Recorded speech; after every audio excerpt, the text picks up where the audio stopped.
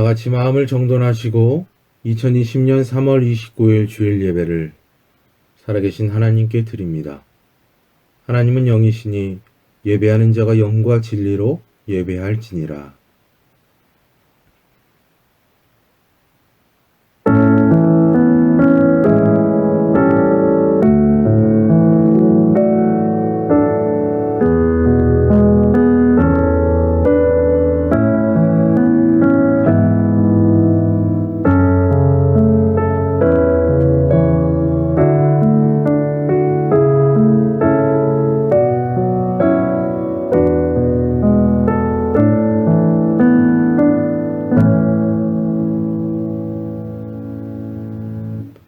하나님이 이르시되 그가 나를 사랑한즉 내가 그를 건지리라.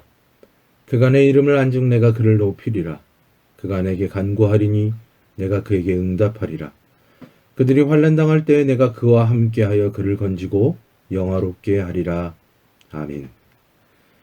사랑의 하나님, 오늘 우리를 예배 자리로 불러주시니 감사를 드립니다.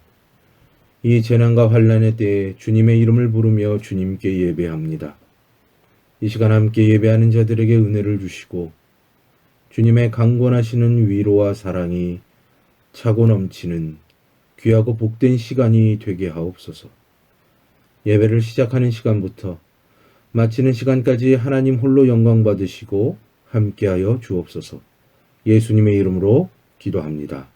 아멘.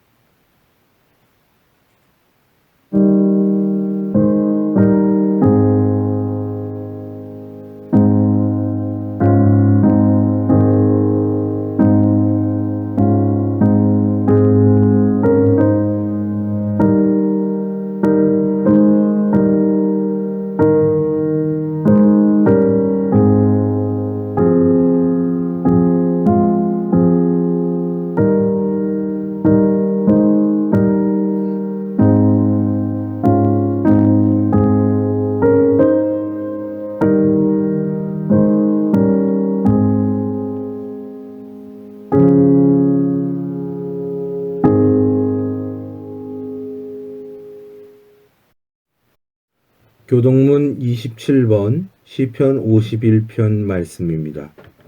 교동문 27번 시편 51편 함께 교독합니다.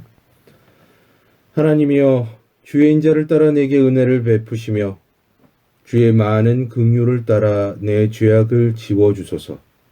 나의 죄악을 맑게 씻으시며 나의 죄를 깨끗이 제하소서. 물은 나는 내 죄가를 아오니 내 죄가 항상 내 앞에 있나이다. 내가 주께만 범죄하여 주의 목전에 악을 행하여 싸우니 주께서 말씀하실 때 의로우시다 하고 주께서 심판하실 때 순전하시다 하리이다. 내가 죄악 중에서 출생하였으며 어머니가 죄 중에서 나를 잉태하였나이다. 우슬초로 나를 정결하게 하소서. 내가 정하리이다. 나의 죄를 씻어 주소서. 내가 눈보다 희리이다. 하나님이여, 내 속에 정한 마음을 창조하시고 내 안에 정직한 영을 새롭게 하소서. 아멘. 사도신경으로 우리의 신앙을 고백합니다.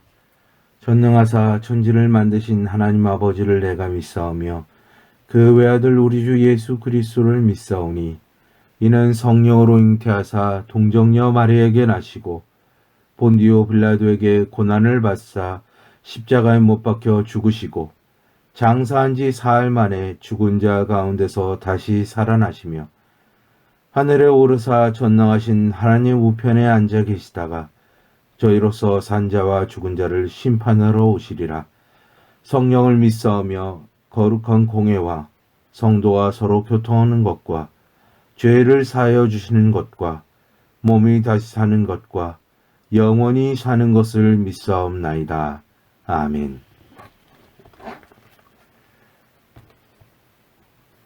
하나님, 지난 한 주간도 우리를 지키시고 인도해 주시니 감사를 드립니다. 특별히 코로나 위기로 전 세계가 어지러움과 위험에 처한 이때 함께 모여 예배할 수는 없지만 각자의 가정에서 주님을 예배하기를 원합니다. 죄인을 구원하시는 하나님의 은혜가 놀랍습니다. 구원받은 자를 지키시고 인도하시는 은혜에 감사합니다. 이 시기에 어찌할 수 없어 오직 주님만을 바라봅니다. 선하게 역사하여 주옵소서. 우리가 비록 서로 떨어져 있으나 믿음 가운데 고백하는 분은 오직 하나님 한 분이시니 한 성령 안에서 주의 말씀을 듣고 주께서 머리 되신 교회에 든든하고 건강한 지체로 서게 하여 주옵소서. 말씀 가운데 은혜를 주시며 이 시기에 교회 모든 가정들, 우리 개개인들의 삶에 은혜를 주셔서 지키시고 인도하여 주옵소서. 하나님이 돌보시며 하나님이 함께 하시는 그 믿음의 역사, 그 은혜의 역사를 이 공동체의 몸된 지체들이 모두 경험할 수 있도록 주께서 함께하여 주옵소서. 예수님의 이름으로 기도합니다. 아멘.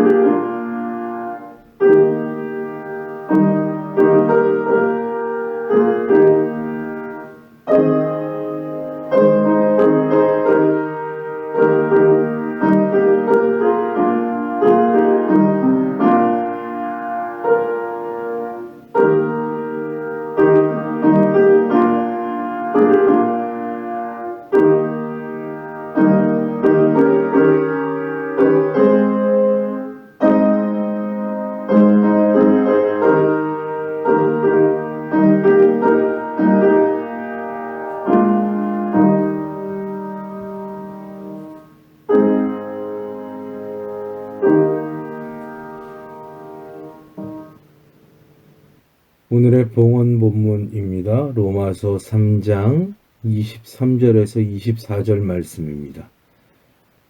모든 사람이 죄를 범하였음에 하나님의 영광에 이르지 못하더니 그리스도 예수 안에 있는 속량으로 말미암아 하나님의 은혜로 값없이 의롭다 하심을 얻은 자 되었느니라.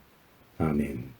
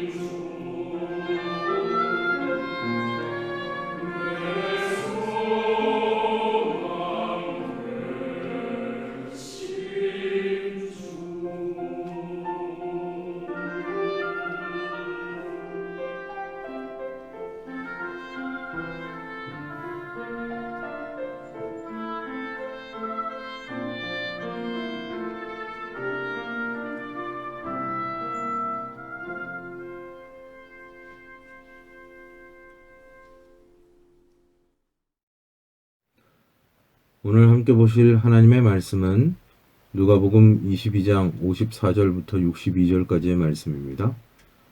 누가복음 22장 54절부터 62절. 제가 가지고 있는 성경 신약성경 136페이지에 있습니다.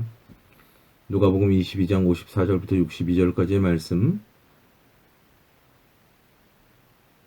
함께 보도록 하겠습니다. 다 찾으신 줄로 알고 제가 봉독하겠습니다. 예수를 잡아 끌고 대제사장의 집으로 들어갈새 베드로가 멀찍이 따라가니라. 사람들이 뜰 가운데 불을 피우고 함께 앉았는지라. 베드로도 그 가운데 앉았더니 한 여종이 베드로의 불빛을 향하여 앉은 것을 보고 주목하여 이르되 이 사람도 그와 함께 있었느니라 하니 베드로가 부인하여 이르되 이 여자여 내가 그를 알지 못하노라 하더라. 조금 후에 다른 사람이 보고 이르되 너도 그 도당이라 하거늘 베드로가 이르되 이 사람아 나는 아니로라 하더라.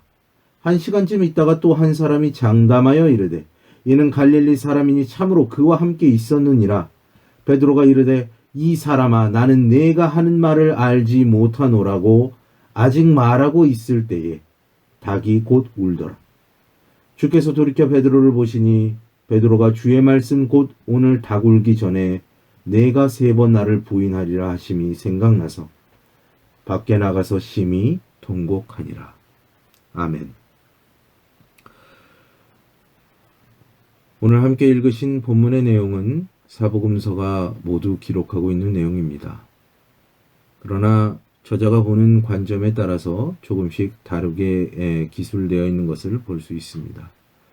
그래서 복음서마다 그 기록에 있어서 독특한 특징들을 볼 수 있는데 유독 누가복음에서만 볼 수 있는 표현이 오늘 본문에 나와 있습니다.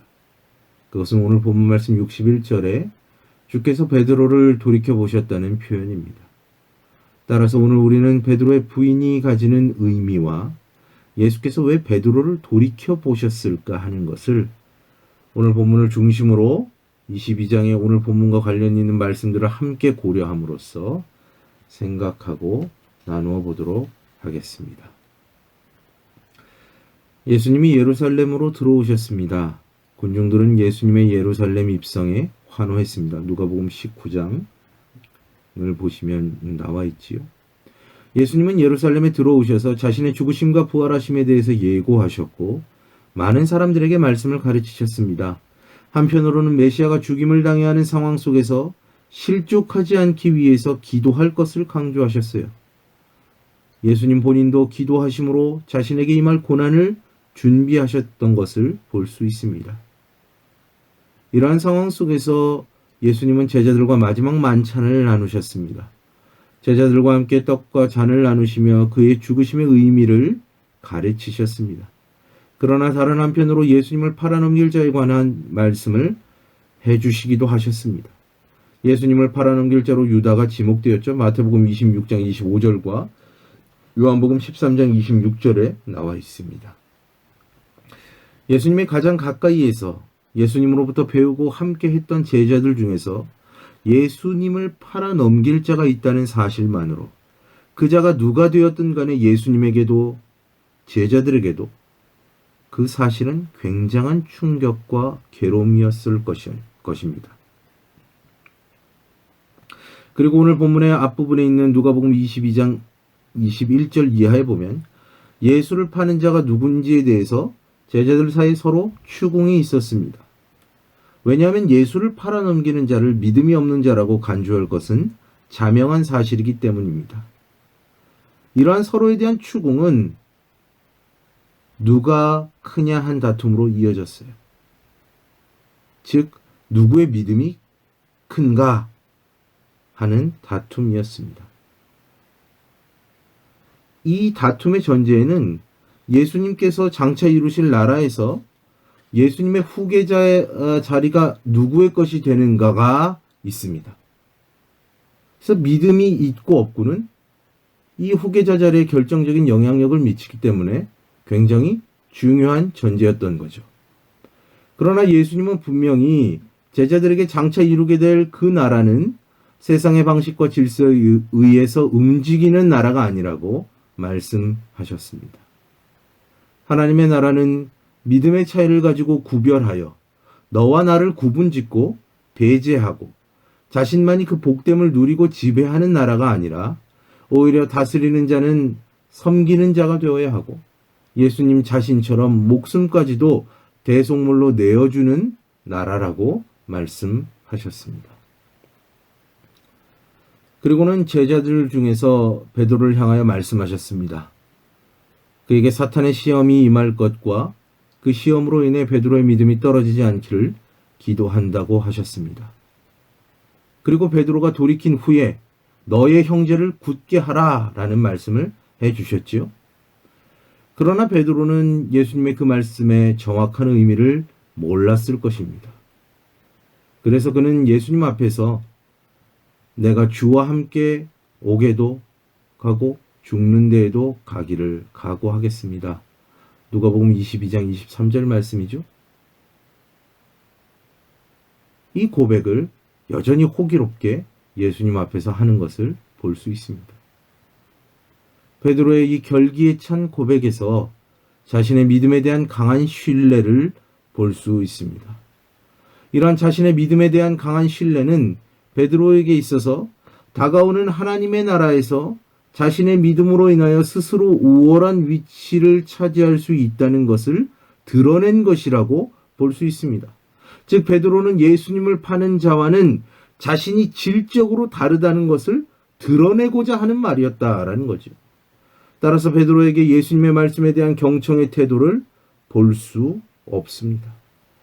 그가 예수님의 말씀을 전혀 이해하지 못했는지 또는 전혀 이해할 마음이 없었는지는 정확히 모르겠지만 하나 확실한 것은 베드로에게 있어서 자신이 바라보고 싶고 믿고 싶은 예수님을 기대하고 있었다는 거예요. 예수님은 그런 베드로를 향해서 닭 울기 전에 3번 나를 부인할 것이라고 예고하셨던 것입니다. 베드로는 어쩌면 그 예수님의 예고도 그저 그렇게 들었는지 모르겠습니다. 만약 예수님의 말씀을 귀담아 들었다면 감람산에서 기도하라고 요구하셨던 예수님의 요구를 단지 슬픈 마음으로 허비하지 않았을 것입니다. 그렇죠? 누가복음 22장 45절에서 46절을 확인해 보세요. 아마 제자들 모두가 이런 마음이었을 것입니다. 예수님의 죽음의 예고가 그저 제자들에게는 슬픈 사실이었다라는 거죠. 베드로를 포함한 제자들에게 있어서 예수님의 죽음은 예수님께 걸었던 자신들의 기대와 희망이 무너지는 것이었기에 아마도 그들은 슬퍼할 수밖에 없었을 것입니다. 예수님의 말씀을 조금도 제대로 들으려 하지 않고 그에 따른 준비도 하지 않은 채 자신의 믿음만을 고집하며 예수님이 그리시는 그림과는 전혀 다른 그림을 그리고자 하는 베드로의 모습 속에서 믿음을 가장한 교만함을 발견합니다.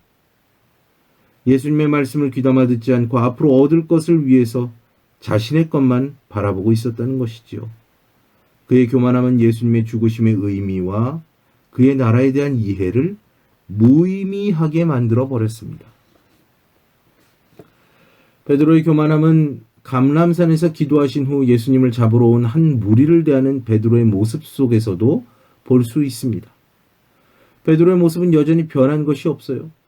그는 여전히 자신의 힘과 능력으로 혹은 믿음으로 예수님을 지킬 수 있다고 생각했습니다. 그래서 예수님을 잡으러 온 무리들이 왔을 때 베드로는 칼로 대제사장의 종 말고의 귀를 쳐서 자른 것을 볼 수 있습니다. 요한복음 18장 10절에 기록되어 있죠. 그러한 행위는 여전히 예수님을 향한 베드로의 믿음과 충성을 드러내 보이는 행위였습니다. 그러나 예수님이 가르치신 나라, 죄인을 위해 예수님 자신이 스스로 대신 속죄 제물이 되심으로 죄와 죽음, 어둠과 권세들 앞에서 구원과 승리를 보이시는 그 나라에 걸맞는 행동은 아니었다라는 거죠. 예수님은 자기 죽음의 의미와 그가 이루실 나라의 원리를 이해하지 못하는 베드로를 향해서 다시 한번 그의 죽으심의 의미를 알려주셨습니다. 베드로는 이처럼 자신의 믿음에 대한 과한 확신이 있었습니다. 베드로는 믿음을 가장한 교만함 때문에 예수님의 말씀을 제대로 듣지 않았습니다. 교만한 자는 말씀을 통하여 얻는 여호와를 의지하는 복을 얻지 못합니다. 잠언 16장 20절에 기록되어 있죠. 그래서 잠언은 교만에 대해서 끊임없이 경고합니다. 여호와는 교만한 자의 집을 허신다고도 말씀하시고 교만은 패망의 선봉이요 거만한 마음은 넘어짐의 앞잡이라고 경고해주고 있습니다. 교만할 때 하나님의 말씀은 들리지 않으며 보아도 보이지 않고 읽어도 읽혀지지 않는 것입니다. 그러므로 누구든지 믿음을 가지고 있고 혹 어떤 이로부터 믿음이 좋다는 말을 들을 때 그것을 자랑하고 교만하기보다는 하나님의 말씀 앞에서 자신을 겸손하게 살펴볼 줄 아는 지혜가 필요합니다. 왜냐하면 사람이 제 아무리 대단한 믿음을 가졌어도 그저 하나님 앞에서 연약한 사람이며 죄인이기 때문에 그렇습니다. 그러므로 사람에게는 선한 것이 하나도 없습니다. 하나님의 영광에 스스로 이룰 수 있는 사람은 단 한 사람도 존재하지 않습니다.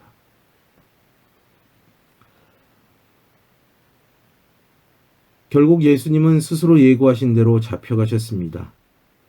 예수님과 함께 동고동락했던 제자들은 그의 붙잡혀 가심 앞에 모두 흩어졌습니다.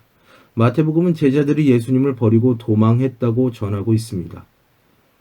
그래도 베드로는 자신이 한 말과 행동이 있어서 그런지 멀찍이 예수님을 뒤따랐습니다.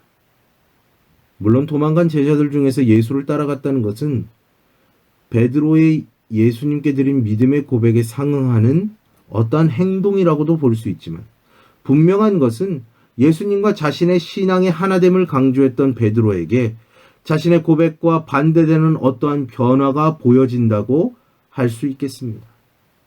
베드로는 스스로 예수의 제자이기를 거리감 있게 표현하고 있는 것입니다. 요한복음은 문 밖에 서 있다가 들어가 불을 쬐게 되었다라고 진술합니다. 요한복음 18장 16절이죠. 즉 문 안으로 예수님을 따라 들어가지 않았다라는 거예요. 여하튼 베드로는 대제사장의 집으로 가서 대제사장의 종들과 불을 피우고 함께 앉아 있었습니다. 예수님의 제자가 아닌 것처럼 앉아 있었지만 베드로가 예수의 제자라는 의심을 사기에는 충분했습니다. 오늘 읽으신 본문에서는 한 여종이 베드로가 예수와 함께 있었던 사람이라고 기억했습니다. 그렇죠? 56절에. 또한 베드로의 갈릴리의 억센 억양이 칼로 대제사장의 종 말고의 귀를 자른 행동 등이 그 사람들로 하여금 베드로가 갈릴리 예수의 제자라고 생각하게 했을 것입니다. 베드로는 예수님과의 관계를 추궁당할 때마다 한순간의 머뭇거림 없이 내가 그를 알지 못한다고, 나는 그의 도당이 아니라고, 그의 패거리가 아니라고, 당신이 하는 말을 알지 못한다고 부인했습니다. 오늘 본문도 그렇지만 사복음서에서 동일하게 베드로가 예수님을 부인하는 대답에서 한 가지 흥미로운 점을 발견할 수 있습니다. 베드로를 향한 예수님과의 관계 추궁 앞에서 베드로는 한 번도 예수라는 이름을 언급하지 않는다는 사실입니다. 다만 그를 알지 못하고 당신이 하는 말이 무슨 말인지 모르겠고 그렇게 예수님을 부인해버리는 것을 볼 수 있습니다. 예수님과 함께 3년을 동고동락하며 그의 말씀을 배우고 그의 능력을 보았으며 예수 그리스도의 큰 구원의 사역을 가장 가깝고 확실하게 목격한 목격자이며 증인이었고 그 예수님이 이루실 나라를 꿈꾸었던 베드로가 자신의 믿음을 호기롭게 자부하며 예수와 함께 감옥에도 가고 죽겠다고 결기에 찬 고백을 했던 그 베드로가 얼마의 시간이 지나지 않아 머뭇거림 없이 예수님과의 선을 긋고 예수의 이름조차 언급하지 않고 단지 그를 모른다고 부인했습니다. 부인하는 그 순간 베드로에게 있어서 예수님은 그리스도시요 살아계신 하나님이 아니었습니다. 예수님은 자신의 마지막 순간에 자신의 힘과 권위와 능력으로 드라마틱하게 상황을 역전시키지 못하는 그저 그런 패배자였다는 것입니다. 예수님은 베드로 자신의 꿈과 내일을 산산조각내고 대제사장에게 잡힌 실패자 그 이상도 이하도 아니었던 것이죠. 그리고 닭이 울었습니다. 자신이 믿었던 예수님이 그렇게 힘없이 무력하게 잡혀갈 줄 몰랐던 베드로. 아니 어쩌면 베드로는 그 사실을 애써 부정하고 싶었는지도 모르겠습니다. 아마도 마지막에 반전이 있지 않을까 하는 생각을 가지고 일말의 기대를 걸었는지도 모르겠지만 그마저도 끝나버리고 말았습니다. 그의 호기로운 믿음의 고백, 베드로 자신의 믿음에 대한 신뢰는 허망하게 무너지고 말았다는 것이죠. 주는 그리스도시여 살아계신 하나님의 아들이라고 고백하며 주님과 함께 오게도 가고 죽음에도 함께하겠다고 자신과 주님의 하나됨을 강조했던 베드로는 어디에도 없었습니다.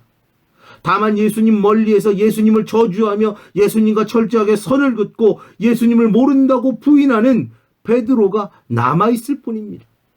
그저 실패하고 연약한 베드로가 남아있을 뿐이에요. 아마 베드로는 예수를 판 믿음 없는 가룟 유다와 다르지 않은 자신을 보았을 것입니다.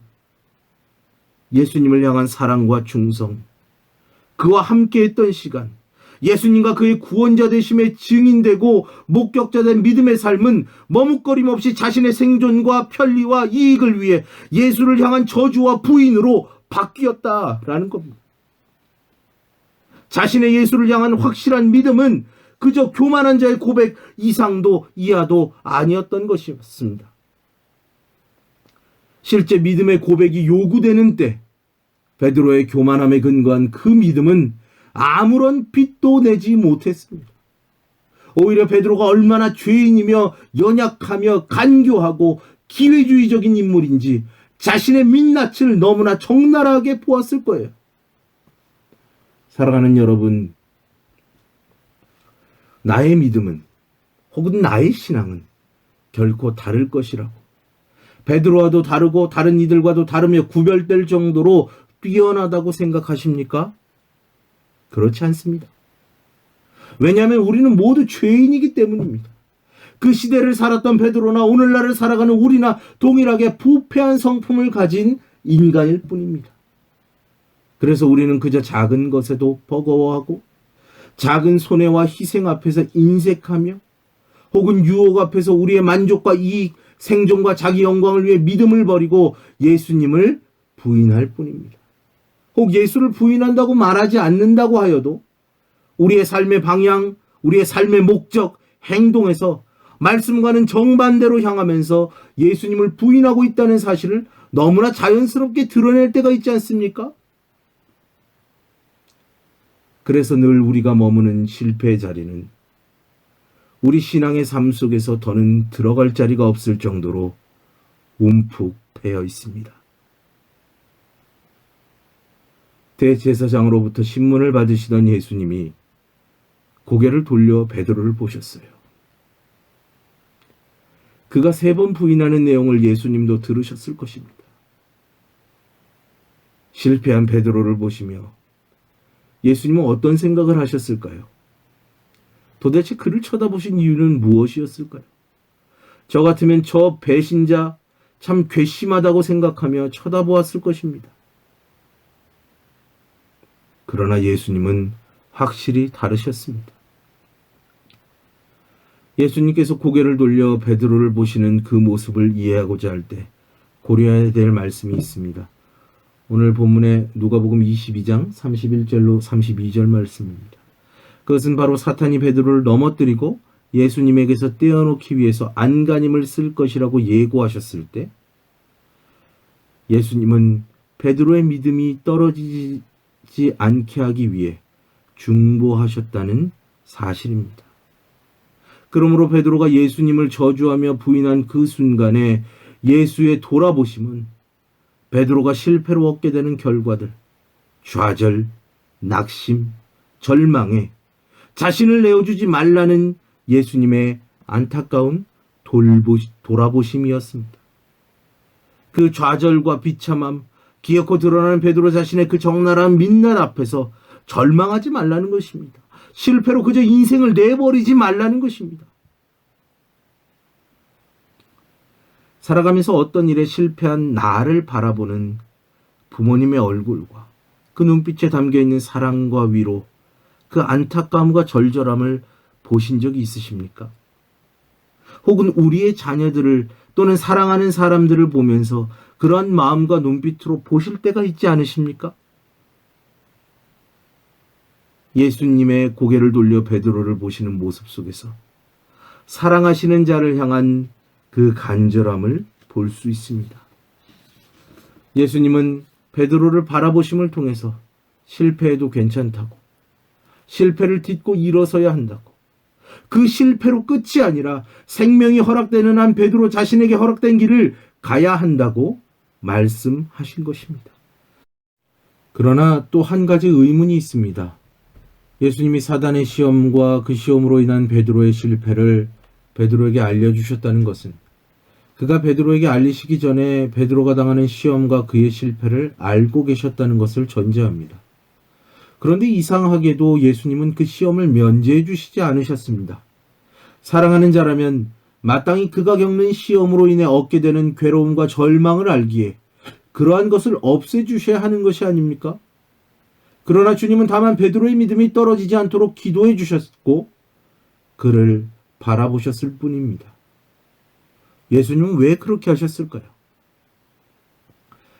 예수님은 베드로가 이 실패로 인해서 예수님이 인간의 몸을 입고 이 땅에 오셔서 죽으시는 이유가 무엇인지를 알기를 원하셨고, 또한 부활하심으로 베드로와 주님을 믿고 고백하는 자들에게 주님의 어떠하심을 가르치시기를 원하셨던 것입니다. 그래서 그의 죽으심과 부활을 목격한 자로서 베드로가 해야 할 일을 알기를 바라셨던 것입니다. 만약 주님이 베드로의 허물과 그의 실패를 아무 일도 없었던 것처럼 깨끗하게 만들어 주셨다면, 혹은 그런 시험을 받지 않도록 없애 주셨다면, 과연 초대교회를 믿음으로 이끌었고 자신에게 주어진 순교의 길을 담대하게 걸어갔던 베드로가 있었을까요? 아마 형제들을 굳건하게 세우는 그런 베드로는 없었을 것입니다. 따라서 베드로의 실패와 좌절은 베드로의 인생에 있어서 없어지지 않았습니다. 실패하고 그 실패로 인한 좌절, 그의 허물이 그의 삶에 그대로 남아있으므로 베드로는 앞으로 주어진 삶 속에서 자신의 사람됨을 알고 하나님의 하나님 되심을 알게 되었다는 거예요. 한바탕 쏟은 눈물과 함께 그 움푹 패인 실패의 자리에서 비로소 예수님이 해주신 말씀이 어떤 의미이며 그가 이루실 나라가 어떤 나라이며 그 나라를 위해서 자신이 해야 할 일이 무엇인지를 비로소 알게 되었다는 것입니다. 베드로 자신에게는 일말의 희망도, 베드로 자신에게는 일말의 의로움도 없다는 것을 알게 된 거예요. 그러므로 베드로의 이 실패의 경험을 통해서 우리가 알 수 있는 사실은 한 인생을 택하셔서 그의 부패한 성품, 그로 인한 실패와 좌절까지도 성숙하고 복된 자로 세워가시기 위해 사용하시는 인생을 향한 하나님의 열심과 그의 진실된 노력을 알 수 있습니다. 실패의 자리, 깊은 후회와 한숨이 교차하는 그 자리에서 비로소 우리는 십자가와 부활의 주님을 만남으로 우리 자신을 정직하게 대면하고 일어서게 될 것입니다.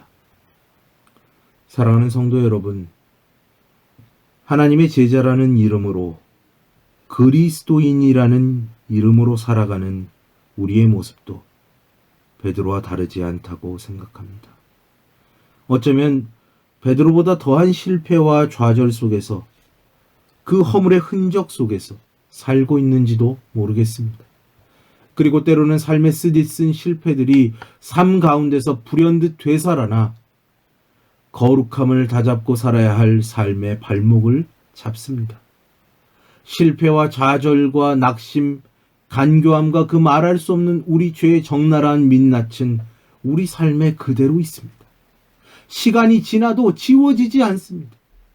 그러나 실패 속에서 우리가 그 실패를 딛고 일어나기를 바라시며 바라보시는 주님이 베드로에게 그러하셨던 것처럼 우리를 위해 중보하신다는 사실을 기억하시길 바랍니다. 그래서 신앙의 삶은 그저 실패로 끝나지 않습니다.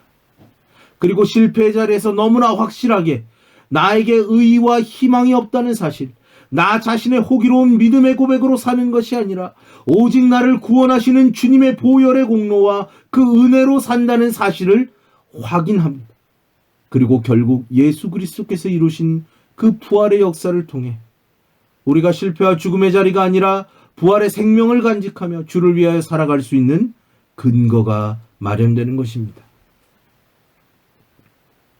그리고 하나님의 말씀과 그 원리가 삶의 토대가 되어 비로소 살아갈 수 있게 되는 것입니다.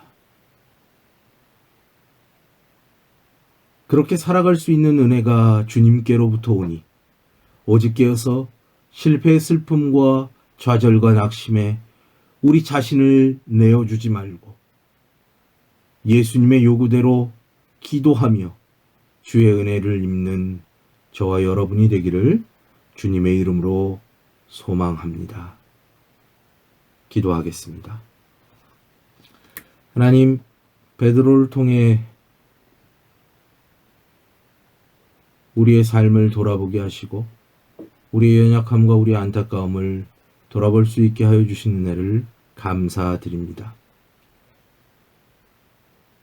설령 우리의 삶 속에서 믿음으로 살아가는 일에 실패할 때 좌절과 절망 속에 우리의 삶을 내어주지 않고 실패 가운데 찾아오시고 실패 가운데 우리를 위해 중보하시며 실패할 때마다 우리를 향해 고개를 돌리셔서 돌아보시는 그 주님의 은혜를 기억하며 복된 자로 살아갈 수 있도록 주께서 인도하시고 함께해 주옵소서. 예수님의 이름으로 기도합니다. 아멘.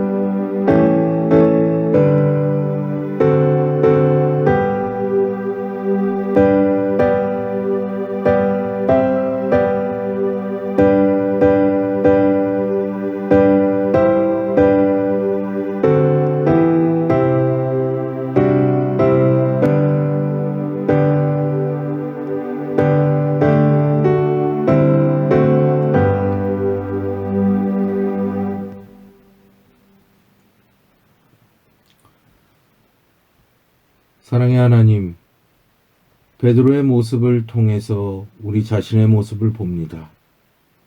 움푹 패인 우리 삶의 실패의 자리에서 주님을 정직하게 만나는 은혜가 있게 하여 주옵소서. 실패 속에서도 실패로 인한 좌절과 절망에 우리의 삶을 내어주지 않게 하시며 그 자리에서 주님과 함께 실패를 딛고 일어나 우리에게 허락하신 사명을 감당하는 자가 되도록 인도해 주옵소서. 우리를 향한 주님의 신실하신 열심과 그 열정적이고도 진실된 노력에 진실된 감사를 드립니다. 주께서 우리 삶에 베푸신 사랑과 위로 그리고 그 귀한 격려를 교만함으로 의미 없이 만들어버리는 자가 되지 않도록 인도해 주옵소서. 오직 죄인의 삶에 개입하셔서 그 인생을 복되게 하시는 주의 보혈의 공로와 부활의 신비를 찬양하는 자가 될 수 있도록 인도해 주옵소서. 이 자리에 함께 모인 모든 가족들에게 주의 십자가의 은혜와 부활의 능력을 비추시고 십자가에서 죽으시고 부활하신 주님의 말씀이 우리 자신의 또한 우리 가정의 삶의 원리와 삶의 이유가 되게 하여 주옵소서. 코로나19의 위기가 지구촌을 뒤덮고 있습니다. 이러한 상황 속에서 주님께서 가족들의 건강을 지켜주시고 특별히 각 가정의 일터를 붙잡아 주시길 원합니다. 이 기간에 집에서 지내야 하는 자녀들에게도 은혜를 주옵소서. 온 가족이 집에서 함께 지내는데 서로 사랑하고 이해하며 용납할 수 있는 은혜를 주시고 하나님 안에서 하나님을 믿는 가정의 모습이 어떠한 모습인지를 구체적으로 경험하는 사랑과 복된 은혜의 시간이 될 수 있도록 인도해 주옵소서. 우리 공동체 안에 하나님을 경외하는 마음을 주시고 우리의 가정과 교회 그리고 이 사회와 시대를 위해서 깨어서 기도하며 주님의 선한 뜻을 드러내는 복된 우리 교회가 될 수 있도록 인도하여 주옵소서. 이 시간 미처 구하지 못한 것까지 주께서 선하게 응답하시고 인도하실 것을 믿고 예수님의 이름으로 기도합니다. 아멘. 하늘에 계신 우리 아버지여, 이름이 거룩히 여김을 받으시오며 나라가 임하시오며 뜻이 하늘에서 이루어진 것 같이 땅에서도 이루어지이다. 오늘 우리에게 일용할 양식을 주옵시고 우리가 우리에게 죄 지은 자를 사하여 준 것 같이 우리 죄를 사하여 주옵시고 우리를 시험에 들게 하지 마옵시고 다만 악에서 구하옵소서. 대개 나라와 권세와 영광이 아버지께 영원히 있사옵나이다. 아멘. 지금은 우리 구주 예수 그리스도의 은혜와 하나님 아버지의 무한하신 사랑하심과 성령 하나님의 감화감동 충만 교통케 하시는 은혜가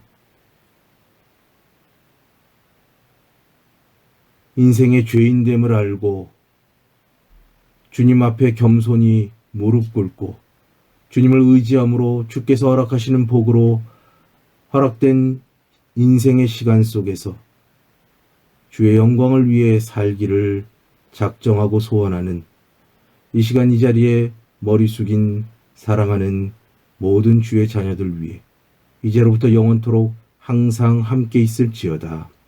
아멘.